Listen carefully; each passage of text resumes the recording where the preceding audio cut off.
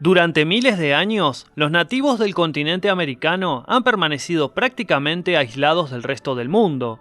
Aunque en general se parecen, comparten los mismos ancestros y hasta el mismo grupo sanguíneo predominante, se han adaptado al entorno y diferenciado entre sí a lo largo de las generaciones. En este video, 5 curiosidades de los aborígenes americanos que probablemente no conozcas.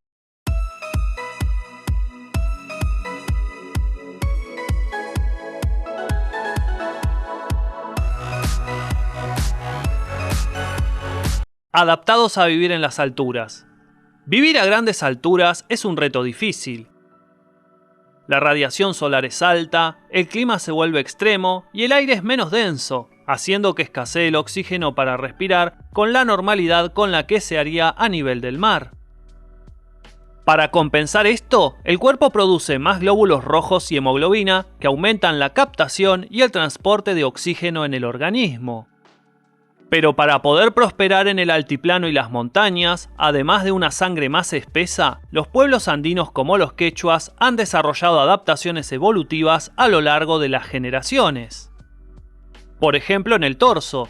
Los andinos suelen poseer pecho en forma de barril, que permite que en cada inhalación entre más volumen de aire a los pulmones. También sus corazones funcionan de forma diferente. Las fibras cardíacas son más fuertes y el corazón, en lugar de utilizar grasa como fuente de energía, utiliza glucosa para funcionar, dado que así hace un aprovechamiento más eficiente del oxígeno que escasea.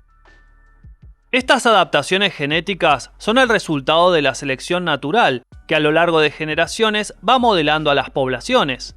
Un estudio realizado en Perú estima que los aborígenes peruanos que viven en el altiplano se separaron de sus parientes que vivían en las costas hace 8.750 años, lo que suma muchas generaciones para que estas poblaciones se fueran adaptando al entorno y diferenciándose. El aporte de Oceanía. Cuando se habla del origen de los nativos del continente americano, se suele señalar que provienen de una migración ocurrida hace al menos 10.000 años por el estrecho de Bering. Pero gracias a los descubrimientos genéticos y arqueológicos, sabemos que también hubo aportes de otros lugares del mundo. Hace tiempo se sospecha del contacto entre habitantes de las costas del Pacífico en Sudamérica y los polinesios, famosos por explorar y colonizar islas distantes. Estas sospechas de contacto se basaban en que, por ejemplo, los araucanos poseían gallinas antes de que llegaran los europeos. La gallina araucana, originaria de Chile, difiere de sus congéneres europeas por su aspecto y por poner huevos de un tono azulado. Por otra parte, los habitantes de la Polinesia cultivaban batatas o boñatos, una planta originaria de América, en lugares tan distantes como las islas Tonga, a 10.000 kilómetros de las costas de este continente. Un estudio demostró que existió un intercambio genético entre polinesios y nativos del continente americano, más específicamente en Sudamérica. Un importante grupo de investigadores científicos analizó los genes de 807 personas de 17 islas polinesias y 15 de poblaciones nativas del continente americano. Descubrieron que algunos polinesios de 5 islas tienen hasta un 10% de aporte genético americano. Se estima que este intercambio de genes se dio alrededor del 1200 de nuestra era, obviamente antes de la llegada de los conquistadores españoles a Sudamérica.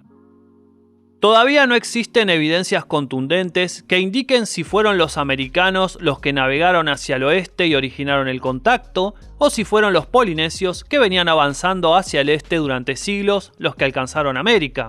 Pero estas evidencias acumuladas van eliminando cualquier duda de que este contacto haya sucedido. Los aborígenes mexicanos, más distintos de lo que parecen. México es conocido como el país azteca, pero el México ancestral estaba poblado por numerosas etnias muy diferentes entre sí, que quedan un poco invisibilizadas cuando se usa este término. Estudios genéticos sobre la población nativa y mestiza de México arrojaron resultados inesperados sobre estos pueblos ancestrales y su parentesco.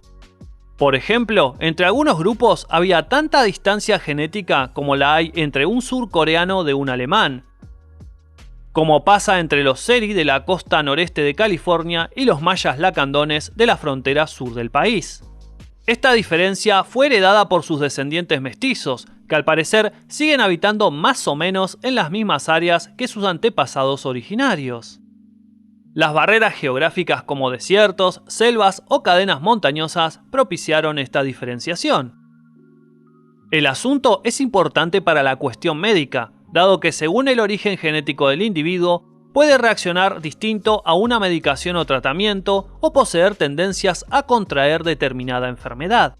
Estos datos pueden servir para prevenir enfermedades o ajustar las terapias para que sean más efectivas dependiendo el origen étnico del paciente.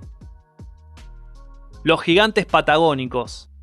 Cuando la expedición de Magallanes alcanza el extremo sur del continente en 1520, se encontró con habitantes que los dejaron sorprendidos.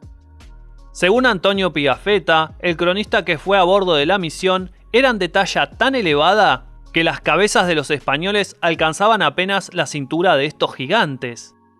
Esto, sumado a las grandes huellas que dejaban en el terreno, hicieron que esta región austral sea bautizada como Patagonia, la tierra de los patones o la tierra de los gigantes.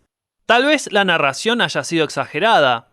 Algunos explican que esta percepción de gigantes se debe a que en esos años los españoles tenían una talla mucho más baja en promedio que ahora, y que los aborígenes rondarían los 2 metros de altura. Lo cierto es que buena parte de los indígenas nativos de Argentina suelen alcanzar tallas elevadas. Los pámpidos, una categoría que agrupa a diversas etnias esparcidas por Argentina, Uruguay, Paraguay y el sur de Brasil, pueden alcanzar con facilidad el 1,80 m de estatura o superarlo. Mientras que en otros pueblos, como los aztecas o los quechuas, los varones rondaban en promedio el 1,60 m de altura cuando llegaron los españoles. Además de la genética, un factor importante en la estatura es la alimentación. Los pámpidos vivían a base de la caza, la pesca y la recolección. En general, una dieta rica en proteínas que fomenta el crecimiento. Mientras que en las civilizaciones del continente, los nativos se alimentaban a base de carbohidratos vegetales obtenidos de la agricultura. Cuando se estudian yacimientos arqueológicos, los expertos suelen encontrar indicios de la llegada de la agricultura a la zona, dado que, entre otras cosas, los restos óseos revelan gente de menor estatura que en yacimientos anteriores y problemas dentales como las caries. ¿Los nativos americanos descienden de los chinos?